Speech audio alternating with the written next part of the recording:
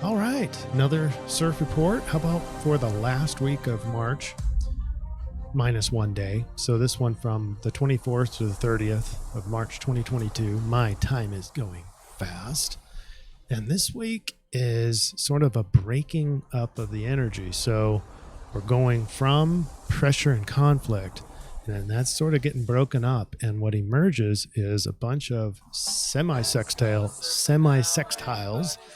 And in astrology, that represents growth. So we go from pressure to growth this week. And to give you an idea of what we're looking at, here's our overview slide. To get you introduced into this week, we have 3 different mechanisms for highlighting or finding or triangulating the main influence. That's what we're trying to get to this week. And then at the end of our session today, at the end of this video, towards the end, on the back half anyway, we're going to be triangulating for the solution. So it's one thing to know what to expect in terms of energy and feeling.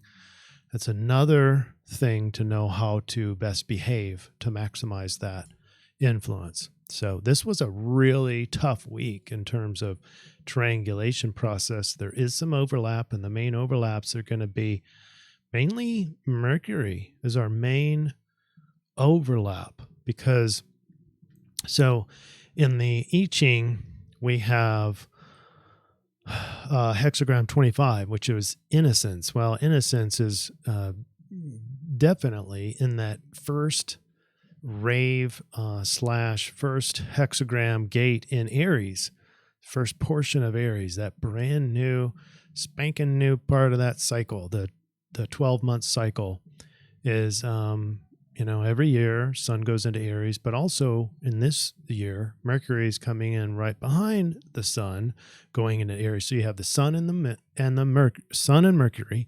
So you have the ego and the mind are fresh into Aries. So it's like a fresh start. So a sense of innocence. So that makes a perfect sense with the I-Ching. But then the Dream Bot's more about caring and about time and exploring. All these well, I'll explain this, but very transpersonal in nature, but it's about the conjunction of Mercury, Neptune, and Jupiter, but in Pisces, because you got that carrying aspect. But there's Mercury right there. So that's the green. And then of course there's all sorts of stuff in the astrology. We have Mars and Venus approaching Saturn. We have that's a whole discussion in and of itself, but we still have those Mars and Venus with a square over to Uranus. So that pressure to change, particularly relationally, peace and war, all that kind of stuff, all that's changing. And then Mercury sextile Pluto there's Mercury again. So that's right in the center. You can see Mercury in Aries, Mercury, Neptune. So Mercury, a lot of Mercury here. So at the beginning of the week, you have Mercury in more of the conjunction sort of pressure environment. Then midway through the week, Mercury goes into Aries, so a fresh start for the mind and still away from a combust with the Sun. Then later in the week, the last part of the week, now we got Mercury and the Sun conjoining, which means that the Mercury is going to again get a little weaker.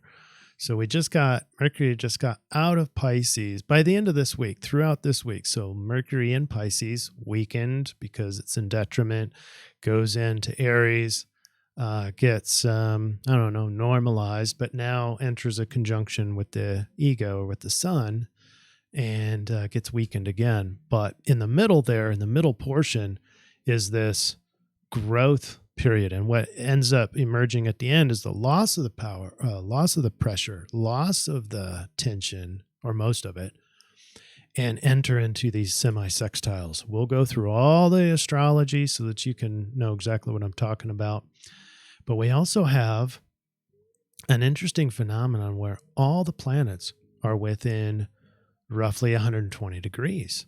And so you have, that's with a zodiac 360 degrees, that's a third. So all the planets congested into 1/3, which means that we're going to have big, I don't want to use the word violent per se, but exaggerated, extreme amount of mood changes as for example, as the planets roll with that 120 degrees rolls up into the daytime, wherever you are, that is a feeling of more extroversion, more outward.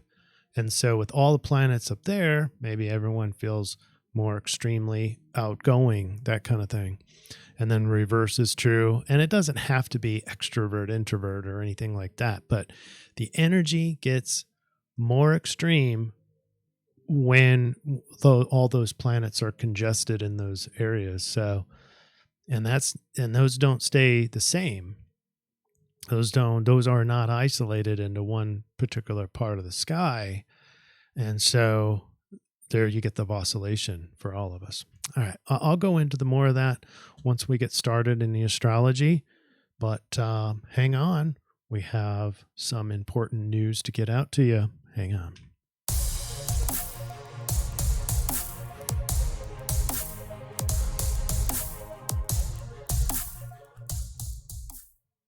All right. And first comment out the gate is part of our sponsor, X39 Patches. And if you're interested in these patches, there's a link below on how to go and explore. And these are revolutionary patches. I'm personally aware of them, and things are happening verifiable with particularly my facial hairs turning more blonde. There's reverse aging technology. Does it happen overnight? No, it's a slow process. But my it's weird to say, my natural hair color is coming back from a pure gray, silver sort of a beard. So that's interesting. Anyway, Let Us See It Now says, check out those patches. Thanks so much for sharing with us. She's talking about X39, and it does elevate the copper peptides known to enhance stem cell activity. So it's a phototherapy that invigorates stem cell activity for all sorts of different applications. There's all sorts of these different kinds of patches to wear. The X39 is the baseline, the multivitamin kind of a thing. And it's a patch. You wear it for 12 hours, take it off. Anyway, revolutionary, and it freaking works. So if you're interested in that, go to that link below, lifeway.com/intervention. More comments. I think a huge shout out to Teresios Fever, and says, I prefer Dark Night of the Ego Mind. And not only, so I put together this week's CIRF report before I read this comment, and it is eerily correlated with the stuff that we're going to be talking about, because we have ego is the sun, and we have mind is more of Mercury. Well, Sun and Mercury have a correlation or a connection this week, which have to do with the Aries innocence and fresh start and that kind of thing. And so I thought that was brilliant, but just big picture, I love this statement. Instead of Dark Night of the Soul, it is Dark Night of the Ego Mind, because what's scary? What's fearful? Well, ego gets scared. Ego gets scared when he or she is not in control anymore. And so the ego mind could play tricks on you to not trust your future, or not trust your path, not trust that things are going to work out the way they should work out. And so we start getting into this control. And then the dark night ensues when that gets to an extreme. So anyway, big shout out to Teresios. Hopefully I pronounced that right. But love that statement. And I'm burning that into my brain so I can use that later. And then a big shout out to Rita over on Telegram, says, which by the way is the link below if you want to get on Telegram and connect with us, our community. Rita says, that good old satanic ritual, which requires us permission to complete. She's talking about the big cyber thing. There's a video that I posted on Telegram that shows you that this is the next big thing, because everybody's forcing it down your throat on mainstream media. So cyber attack, well, Rita says that They have to give us our permission. They have to announce it ahead of time so that we can consent to it. Well, she says, hell no. We, the people, do not consent. I don't consent. I only consent to things that are beneficial for our soul progress, and not just because you want to control us. And then all sorts of shout out. We had a record day, a record week over on Rumble. So shout out to all the Rumble folks. Mike Enigma says Happy Patrick's Day from Ireland. Louise says Dark Night of the Soul again. Yeah, I know. And we'll probably have a few more of those, but it wasn't too bad, at least from my perspective, hoping that's the case for you. But the Dark Night of the Soul was temporary, and it was a miniature thing, just as predicted. So hope that was rang true for all of you as well. Not for me to say. We have more on that. And Ginger has a great comment there as well. So we almost outdid YouTube on Rumble. So huge shout out to Rumble, all of you viewers over there.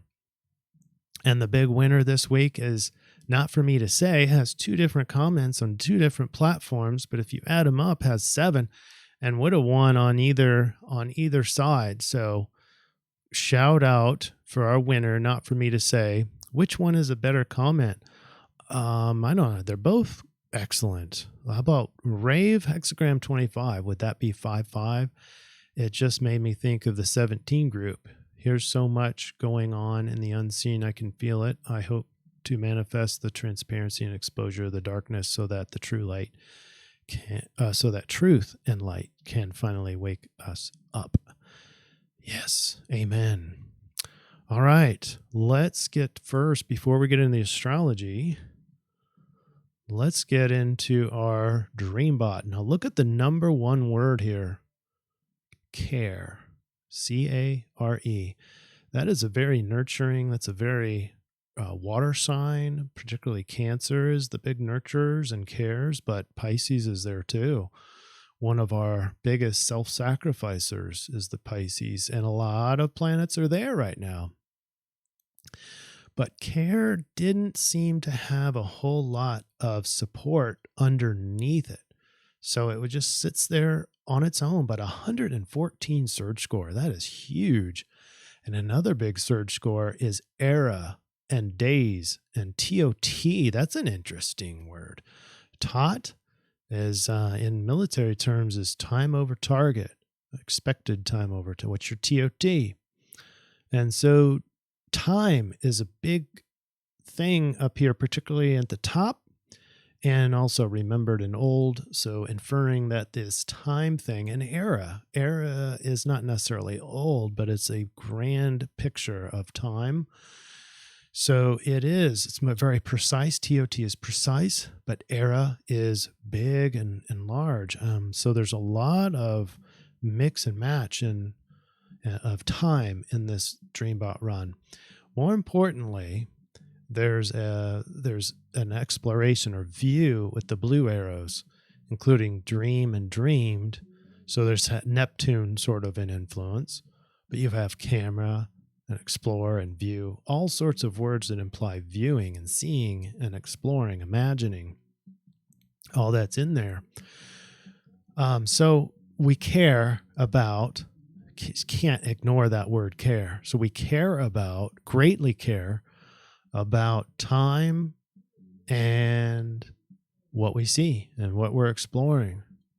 So now here's some linguistics that I think you should know. The top one, the linguistic set number 1 says care, era, days, time over target, view, pizza, warehouse. That one is big, and look at all these surge scores in here. They're big surge scores. Number 2 linguistics says had, remembered, old, version, fact, leading, return, information. So it's more about revealing information that we already knew, I guess. There's something in there. I think that'll ring some bells too with all of you, if you know what I mean. All right, let's get into the astrology so you can figure out what the main influences are coming up. Let's darken this in. We've got Mercury. Here is Mercury headed into Pisces.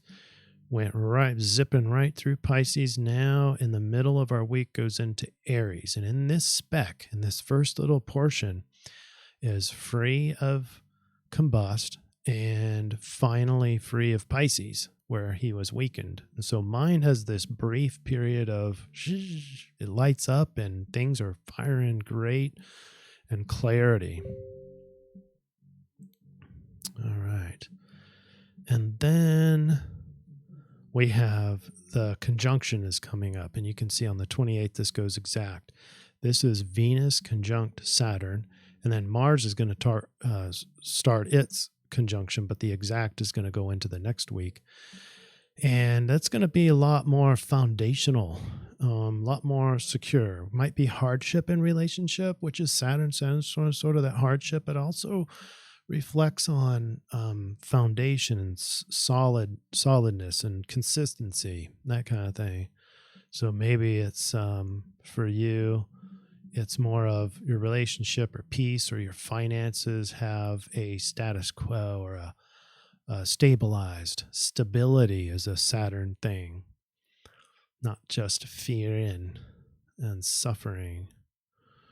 All right, so let's get to it. Thursday the 24th, and you can see all this pressure. Look at all the squares. Look at all the red squares. Part of that is the moon, and part of that is the Venus and Mars square over to Uranus, and this is the change that we've been talking about. It's the forced change, unexpected change. It's the insight. You can also get magical life turning creative insight with Uranus because he's the mad scientist, and that has an effect on peace, love, beauty, finance, and getting it done. And the man part, yang, the ability to get things done, the need to fight and the need to have grit and all that's changing, particularly around how the two marry up,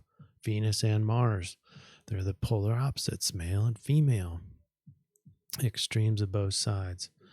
So all that's changing. There's a pressure to change.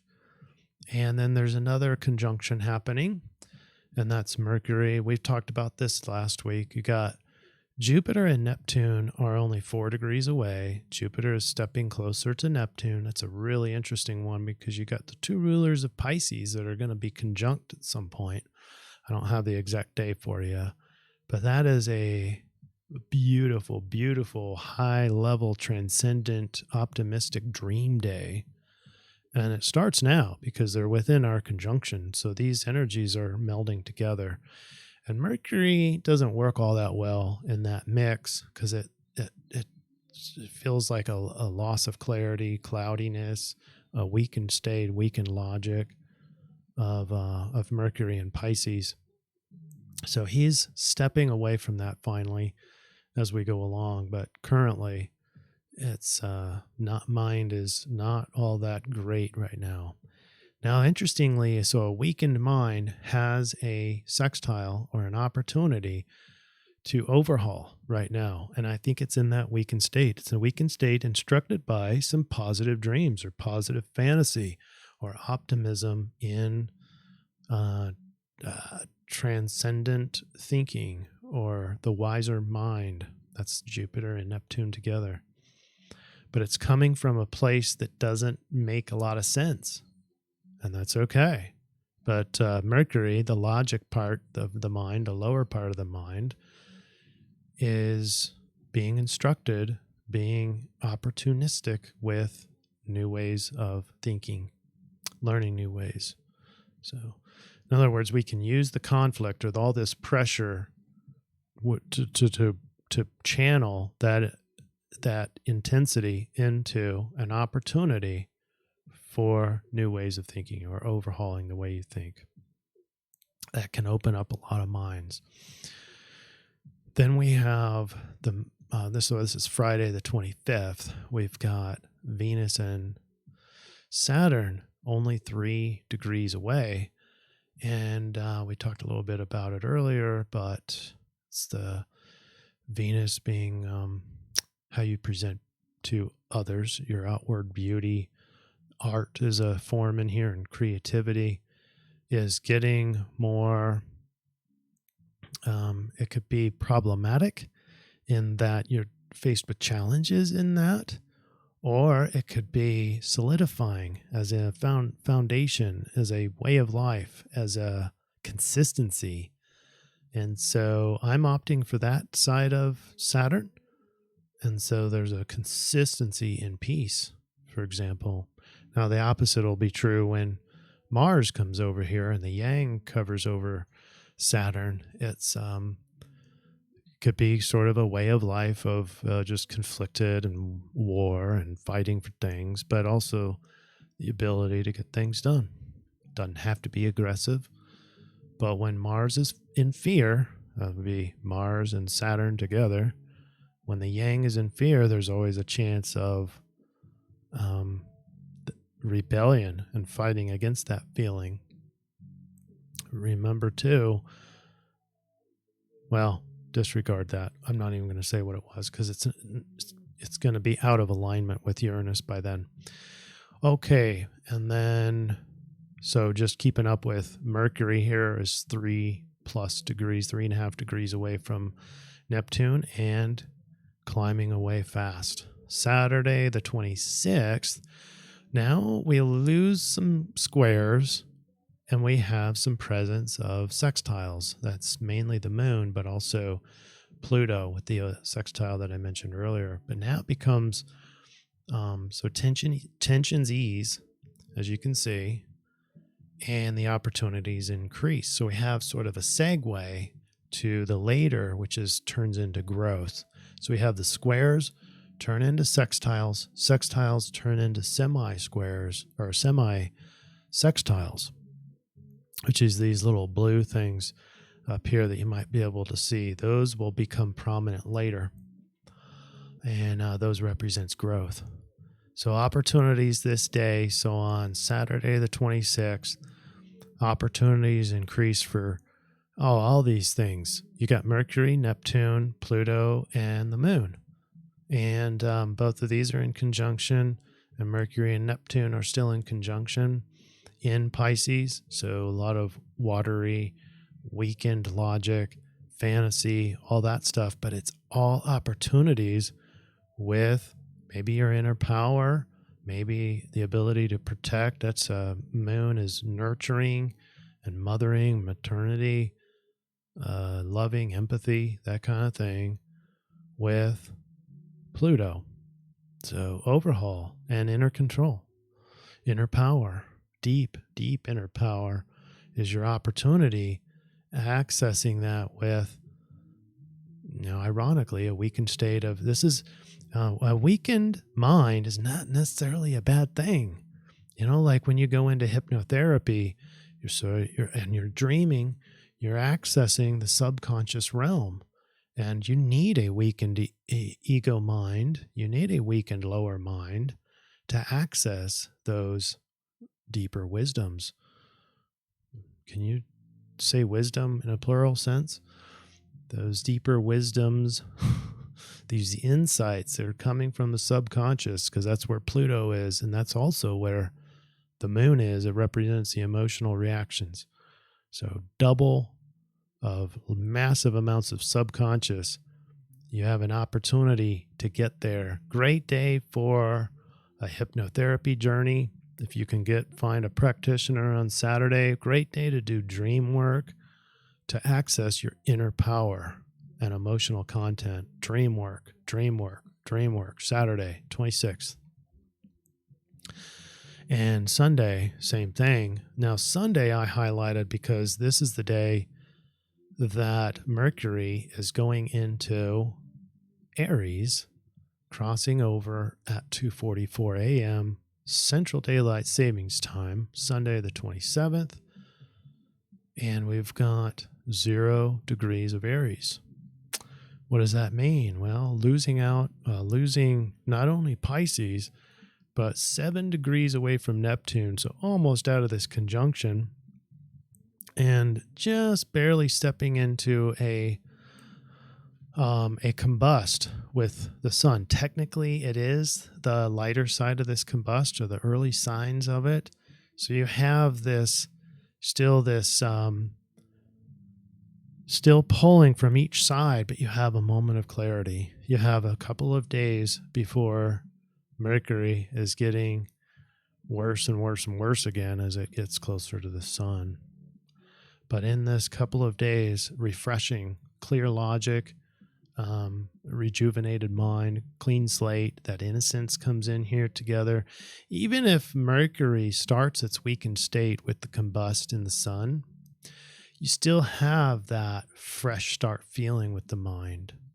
And so it may be less weakened than it did before, and less sluggish, and less Neptune-ish, or less dreamy and escapism and fantasy, and a lot more firing in the neurosynapses. Okay. And that combined, all that I've just mentioned with the sextiles, the mind is reset, almost full strength, but with a lot of opportunities. And this is, again, beautiful day for accessing the deeper parts of your psyche. Okay. And then the innocence I mentioned. All right, Monday, the 28th of March. So look at that. Let's take a time to just sort of reflect on just one single square here. And how close is it? It's roughly 4 degrees, a little bit more than 4 degrees, or a little bit less than 4 degrees out. No, I'm sorry, it's more than 4 degrees. Not that those exactness, all that matters. So a few more degrees and there won't be a square here anymore. So much lower tension and pressure, less conflict. There's, and this is waning too, because Mars is faster than Uranus, and Mars is already past that point of precision or exactness. And what's left are a lot of conjunctions. That's not all that bad.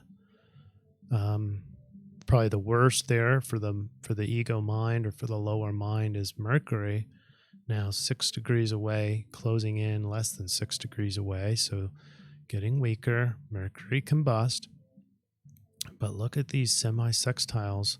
They're quiet, they're colored on blue here, but they represent growth. So there's a lack of pressure, and then there's this presence of the sort of a seedling, not pressure, but allowing. There's an allowance here. There's a now what. Previously talked about now what in March of 2022, and this is what I was seeing, this sort of now what moment where we're used to all this pressure and conflict. Yeah, there's going to be more as we get into April and May, and even July. I think somewhere around that has a big T-square happening. But right now, that's finally, now what? Because there's not a lot of pressure here. And so fortunate, optimistic dreams as Jupiter and Neptune get closer. We have Mercury combust, so it's still not quite as dimmed out, or still as weak as it was in Pisces next to Neptune. Mercury fully now out of a conjunction with Neptune, so separated on its own. Still that fresh, new, innocent feeling in Aries, with a lot less pressure. And so now we can allow things to grow. All those seeds that you planted, all the opportunities here are gone, but now it's just growth. It's going to be beautiful feeling here on Monday the 28th. Tuesday the 29th, it's even more. So now you've got Venus has passed Saturn. Okay. So the worst or the best of what you felt with Mercury over Saturn is now starting to wane. but we have more semi-sextiles, and this is beautiful. Okay. Growth, perfect metaphor for spring.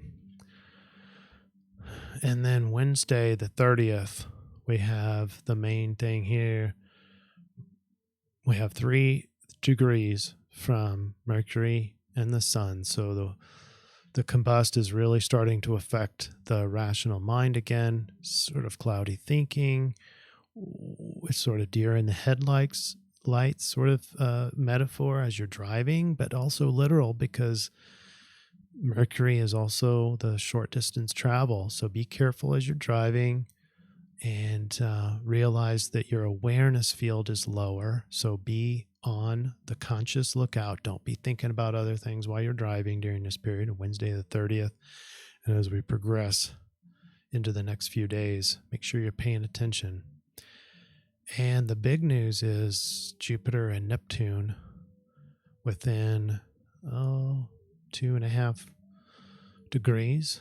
And it's not like Jupiter is all that fast, but as we progress here, we've got the 2 home planets, 2 Pisces together, the 2 rulers coming together into one, and they work seamlessly together.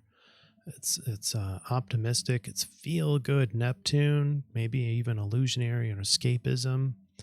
And this is one of the problems here, one of the downsides of this energy is you feel way too optimistic. So that would be like if you're using drugs, feeling way too optimistic, and you can easily overdose, for example. That's excess is another problem with Jupiter, and that might be trickery and escapism with excess can be one of your risks. But one of the benefits can be huge transcendental or transcendent forms of wisdom finding and seeing the future and reading other people's minds. I mean, it's a Pisces scenario. It's a full up Pisces thing. So very well connected and feeling very good about it. All those things are on the table here. All that Jupiter has, the good and the bad, with Neptune. And then, of course, the moon's going to bring the emotions into all this and really make an explosion of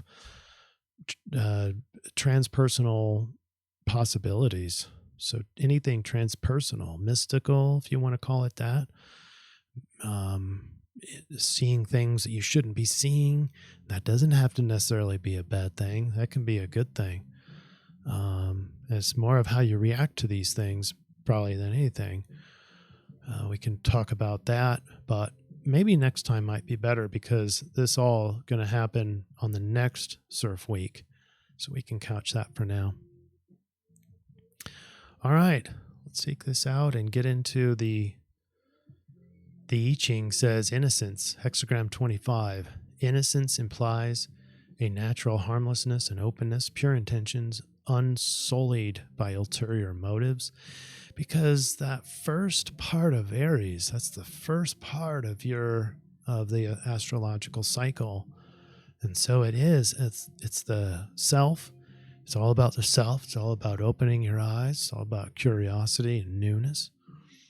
And it just so happens to be spring is another metaphor. Sun goes into Aries every year. It marks spring, hence the name spring equinox. Innocence springs from a heart that remains open to joy and wonder. And line 6 is the change line. So even innocent action can backfire if the timing is not right for progress. When there is little hope in a situation, the best thing to do is to wait as calmly as possible. Now, what's interesting... Oh, wait, did I can't remember. So I'm going to have to delay on that, whatever I was going to say. But this is also interesting is when you put the change line in, you get 17. That's the solution. 17 following. Choosing to follow good influences brings supreme success. You may not be able to change the direction of the wind, but frequently adjusting your sails, you can arrive at your destination with a joy that inspires others to follow you. So it's this continuum of following and follower. It's not just one way. It's not just following or get people to follow you. It's both. It's the continuum there. And that's the focus for behaviors. So balance activity with some relaxation to serve situation well and to maintain a state of healthy energy, minimizing both internal and external resistance to your goals. But the main thing for this week, according to the I-Ching, is looking at your followership, becoming a better follower, but also choosing who you follow. But then on the other side of the continuum is that people follow you. And so looking to be a better person, not leader per se, but better model, role model, looking at all that. Now we get into the rave and we put our conversion chart in there. This is when at the moment Mercury goes into Aries. That's hexagram 25 in the rave. And it's in Sidereal Pisces. Looks very similar to last week, doesn't it? It's the same line. The existentialist, remember that one?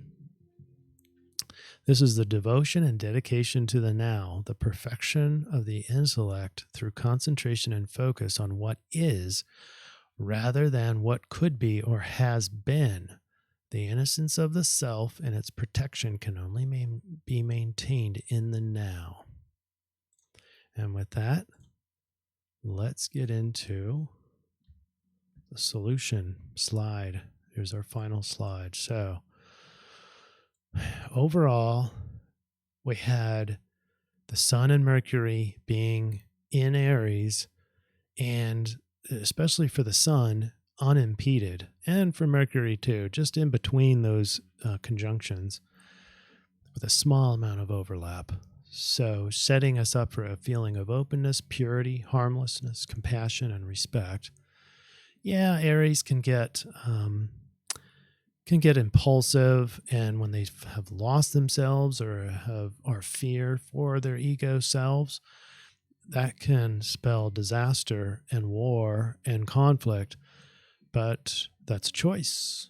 It's a choice to be able to see your true self and to feel it's and trust your path forward, which will bring trust in the system. Did I just say that? Trust in who you are. Trust in the future that you have. Trust that everything's going to be just fine. And so you can bring compassion and respect to others. But this is just the influence, remember. So you got tension turns into growth. And now here's our solution slide. We had the rave, which is the same as last week.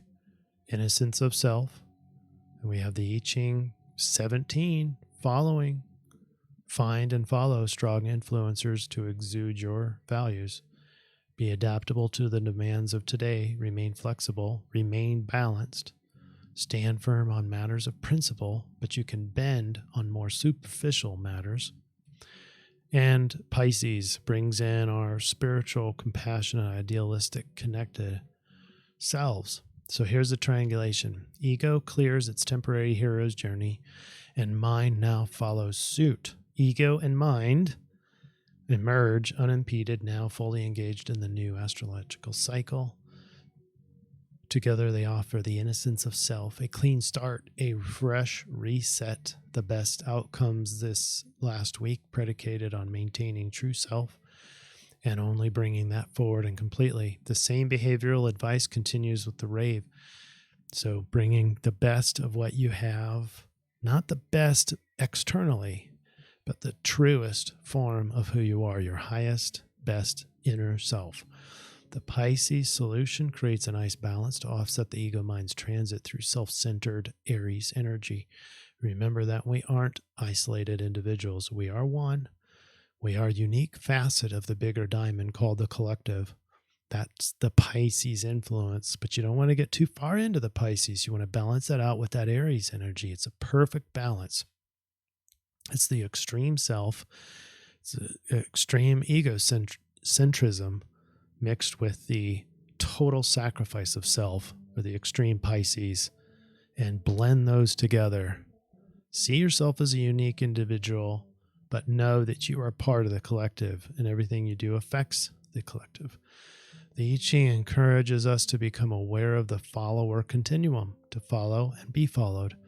Notice the ebb and flow of people following each other. Be balanced in this flow and know when to stand firm and rigid and when to bend. And how do we know that? Well, don't sacrifice your values. If it's important to you, if it's a priority to you, don't bend. If it doesn't really matter, if it's more of a superficial or just things that people say and want, well, you can bend for that. But don't bend for things that matter to you. Don't sacrifice your core principles on either side of the follower continuum. And if you want to use the mantra this week, I'm recommending something like, I only bring my true self forward at all times. Very similar to what we had last week. But very important to bring your true self, because true self knows that you are unique and you bring in unique talents to this lifetime, and that you are part of a bigger organization. Both. So both the beauty, not one or the other. As collectivism says that you have to sacrifice all of yourself. That's too Pisces. That's too extreme on one side of the continuum. You also need to fill up your own cup. You also need to take care of yourself. You also need to be selfish sometimes. But that too can get unbalanced. So this week it is about that balance on both sides, and it connects you into this follower continuum. Notice either the lack of people following or you lacking enough following of others, maybe being too far off on your own, and you need to include more of the Pisces influence or solution, which is to self-sacrifice and be part of something bigger. But notice if you're too far into that Pisces energy and self-sacrificing too much to where you start getting resentful and low on energy and overwhelmed, it's time to pull back. And what about me and my time? And do something nice for yourself. Make sure you're balanced, okay? But in all cases, I bring my true self forward at all times. All right, everybody. Proud of all of you. Thank you for your likes, your shares. Obviously, lots of people shared last week, so we had a nice showing up on YouTube. We had a record showing on Rumble. So thank you, everybody, for showing that these videos matter to you, and hopefully they're continuing to help you. If you have any recommendations, go ahead and slap those on the comments, or you can email me at nationaldreamcenter@gmail.com. All one word, National Dream Center. And other than that, I want everyone to have a very lovely, pure, true self sort of a week. I want you to feel the change in the energy as we go into this next week. It's the now what moment for the collective. So it should be nice. Let me know how it goes for you, okay? Take care, everybody. See you next week.